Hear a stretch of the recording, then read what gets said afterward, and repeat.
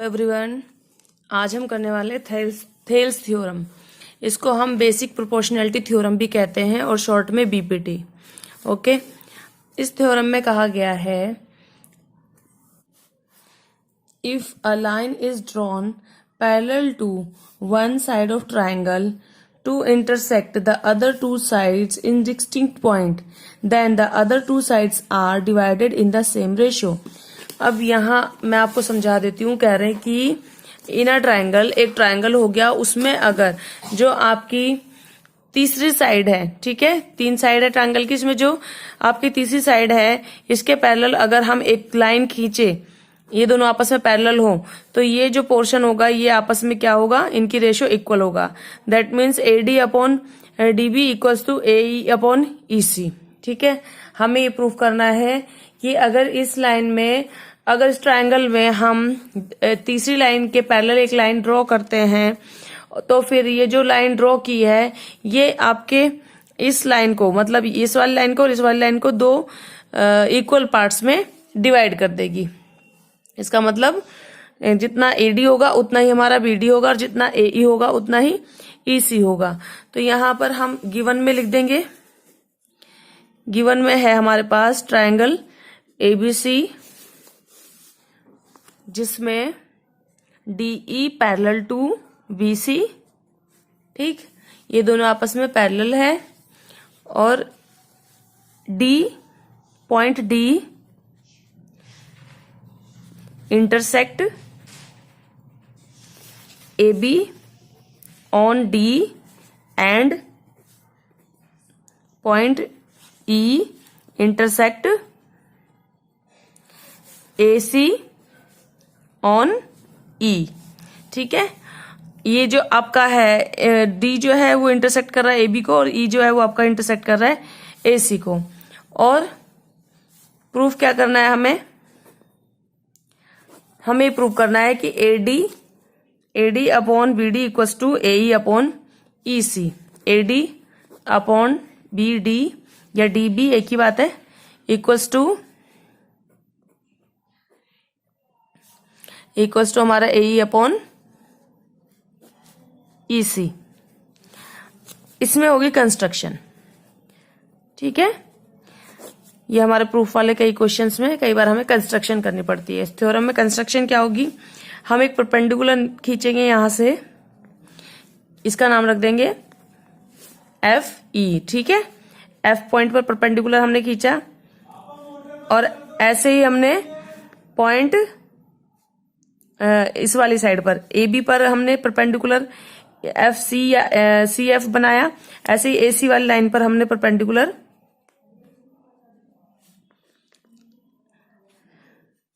DG बनाया। G यहां से ले लो। ठीक है, अब यहां हमने दो परपेंडिकुलर लिए हैं। फर्स्ट हमारा है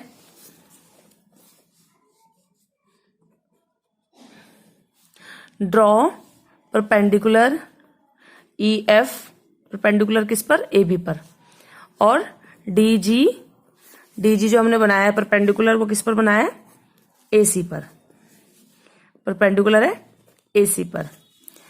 अब यहां एक और चीज करनी पड़ेगी, हमें इन्हें भी ज्वाइन करना पड़ेगा। ये कंस्ट्रक्शन में नहीं है, सिर्फ हमने इसको ज्वाइन कर लिया है। कंस्ट्रक्शन का ही पार्ट कहलाएगी वैसे ये। हम इसको लिखेंगे ज्वाइन DC। अब हम करेंगे ज्वाइन DC BE। ज्वाइन कर लिया हमने BC और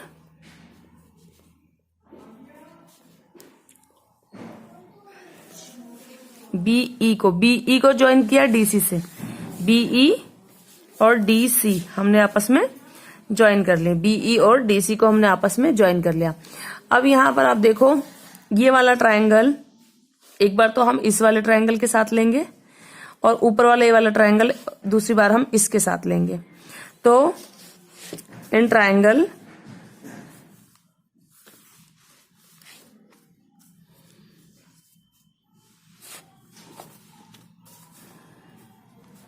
कौन सा triangle, ADE and BDE, BDE और ADE दोनों ट्राइंगल ले लिया हमने, और उसमें हमने लगाया फॉर्मूला कि area of triangle ADE upon area of triangle BDE equals to, अब इसका एरिया क्या होगा, 1/2 बेस इंटू परपेंडिकुलर, 1/2 बेस कितना हो गया AD, परपेंडिकुलर क्या हो गया FE, ठीक है। ऐसे ही यहां पर 1/2 बेस क्या हो गया BD, और परपेंडिकुलर क्या हो गया इसका सेम। एक बार अंदर से इस वाले ट्रायंगल को तो अंदर से ले लेंगे परपेंडिकुलर, इस वाले ट्रायंगल का बाहर की तरफ से ले लेंगे, तो परपेंडिकुलर दोनों बार EF रहेगा दोनों में। तो 1/2 बेस कितना है हमारा, फर्स्ट वाले में AD, इस वाले ट्रायंगल में कितना है बेस AD और परपेंडिकुलर ये, सेकंड वाले में बेस क्या है BD और परपेंडिकुलर है EF, तो AD into EF 1/2 into BD या DB इंटू EF। अब यहां पर 1/2 कैंसिल, EF से EF कैंसिल, तो आपके आ गया AD अपॉन DB या BD कैसे भी लिख लो। इसको इक्वेशन 1 रख दो। फिर से आप इसमें जाओ, फर्स्ट वाला ट्रायंगल लो और यहां से इधर वाला ट्रायंगल लो, मतलब ADE लेना है और DEC लेना है। अब की बार एरिया ऑफ ट्रायंगल ADE वो जो पिछली बार लिया था सेम वही रहेगा, बट नीचे वाला ट्रायंगल पहले इधर वाला लिया था आपने, अब आप इस साइड वाले ले लोगे, इस तरफ ये वाला एरिया ऑफ ट्रायंगल DCE इस तरह से ले लेंगे, वही सेम चीज लगेगी। 1/2 ADE में अब की बार बेस होगा AE, ठीक है, और परपेंडिकुलर होगा DG। बेस होगा हमारा AE और परपेंडिकुलर होगा हमारा DG। ऐसे 1/2 बेस हमारा कितना होगा यहाँ पर EC और परपेंडिकुलर कितना होगा DG। अब की बार बेस क्या है हमारा EC, परपेंडिकुलर DG। 1/2 से 1/2 कैंसिल, DG से DG cancel, AE upon EC, ठीक है। ये हमारा हो गया सेकंड इक्वेशन। अब आप देखो ये जो दो ट्रायंगल बने हुए हैं, अगर मैं इनको देखूं तो एक तरह से इनका बेस सेम है। अब की बार ये देखो सेम बेस पर ये दोनों बने हुए हैं, ये बेस है, यहां से ये वाला भी बना है और यहीं से ये वाला भी बना है, ठीक है। सेम बेस एक यहां आ गया, सेम बेस एक यहां आ गया। तो जब सेम बेस पर बने होते दो ट्रायंगल तो उनका एरिया भी इक्वल होता है। इसका मतलब एरिया ऑफ कौन सा triangle, area of triangle BDE equal होगा एरिया ऑफ ट्रायंगल DEC या DCE। इन दोनों ट्रायंगल का एरिया इक्वल होगा। क्यों, रीजन भी लिखेंगे। Triangle on the same base and between the same parallel line and between the same parallel lines, ठीक है। तो जब ये दोनों, ये ऊपर वाले तो इक्वल थे ही, अगर मैं नीचे वाले भी इक्वल कहूं तो क्या होगा, ये दोनों नीचे वाले भी हमारे इक्वल हो गए तो फिर ये चीज भी हमारी इक्वल हो जाएगी, ठीक है। ऊपर वाला इक्वल है, नीचे वाला भी मैंने इक्वल बताया, तो हमारी ये चीज भी इक्वल हो जाएगी। तो फ्रॉम 1 and 2 से क्या पता चला हमें कि अगर ये दोनों इक्वल हैं तो ये दोनों भी इक्वल हो गए। AD upon BD equals to AE upon EC, ठीक है। तो हमें यही प्रूफ करना था, AD upon BD AE upon EC, हो गया प्रूफ। बस यहां आपको ध्यान रखना पड़ेगा इन दोनों ट्रायंगल का थोड़ा सा ध्यान रखना पड़ेगा कि कौन कौन से लेने हैं, कब कौन सा बेस है, कौन सा परपेंडिकुलर है, और लास्ट में ये चीज अप्लाई करनी होगी। Got it. अब हम देखते हैं converse of BPT. BPT theorem का अपोजिट, कन्वर्स ऑफ बीपीटी इसका opposite.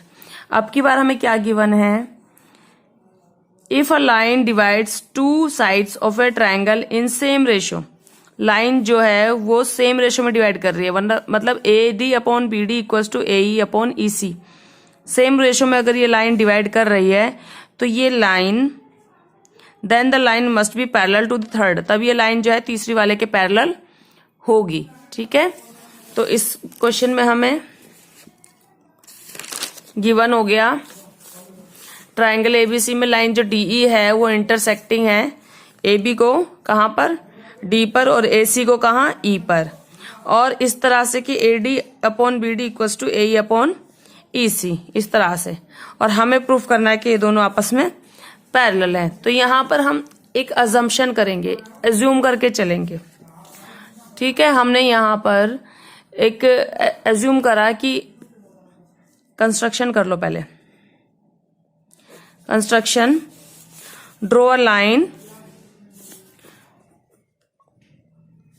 Draw a line DF जो कि पैरेलल होगी बीसी के। ठीक है, और हम ये एज्यूम करके चलेंगे, let us assume in triangle ABC,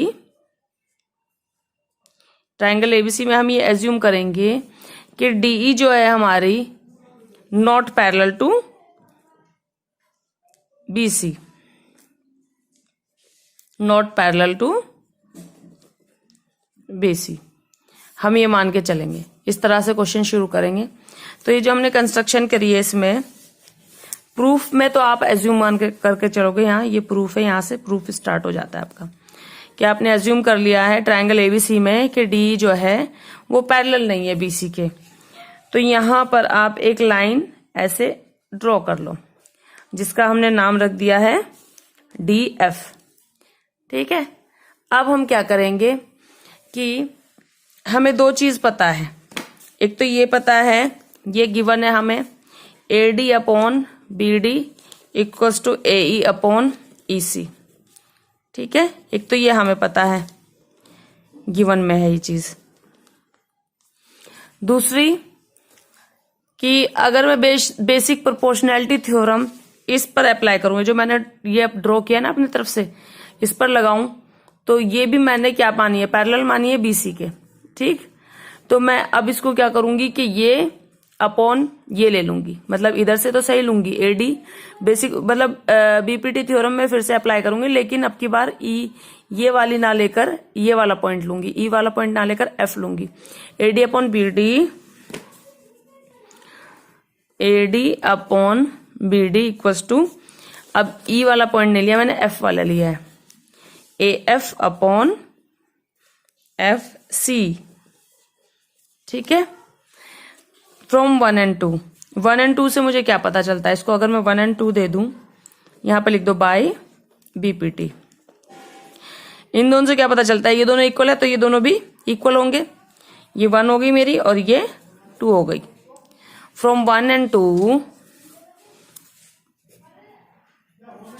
1 and 2 से हमें पता चलता है कि ए ई अपॉन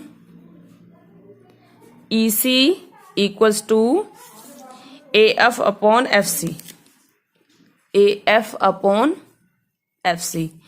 अब इतना आ गया हमारे पास। अब हम इसमें क्या करेंगे, हम इसमें दोनों तरफ 1 ऐड करेंगे।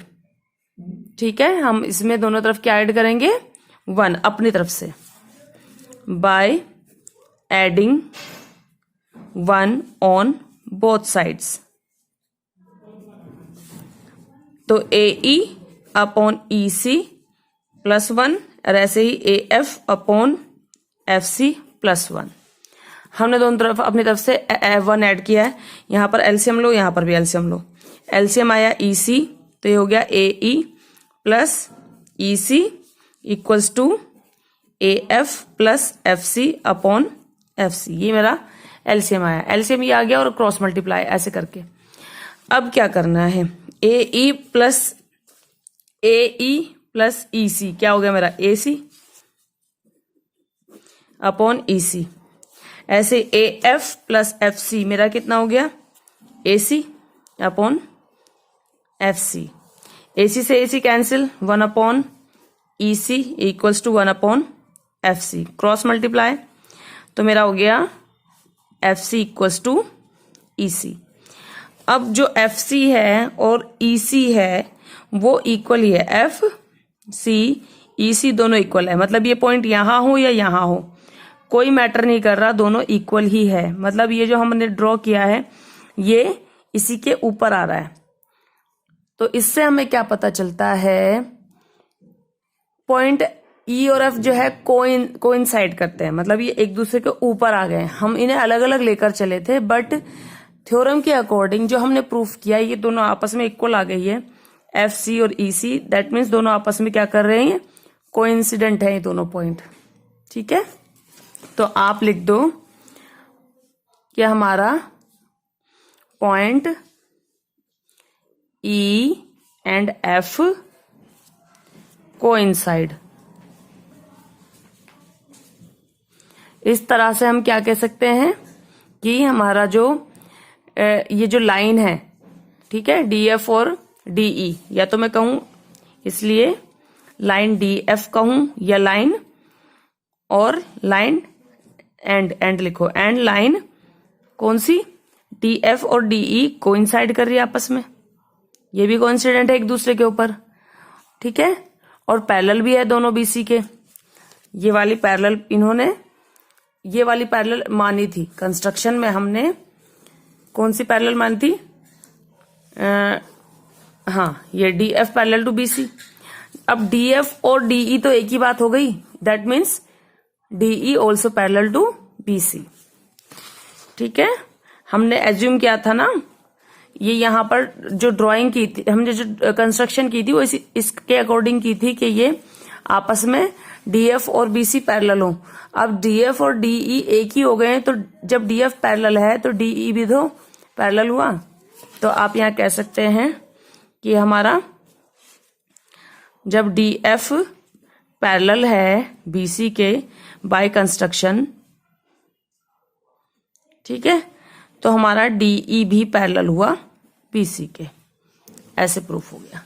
ठीक, तो पहले गिवन वाला लेना आप, उसके बाद खुद BPT लगाना, फिर इन दोनों से कंक्लूड करना कि ये दोनों इक्वल है तो ये दोनों भी इक्वल है, फिर इसमें 1 ऐड करके एलसीएम लेना, AC से AC कैंसिल, और यहाँ थोड़ा सा आपको कंक्लूड करके देना पड़ेगा कि ये कोइंसाइड कर रहे हैं तो ये लाइन भी कोइंसाइड करेगी। और हमने ये कंस्ट्रक्शन में मान के चले थे, हम ये हमने लाइन इसी तरह से ड्रॉ की थी, तो ये जब पैरेलल है तो ये भी आपस में पैरेलल है।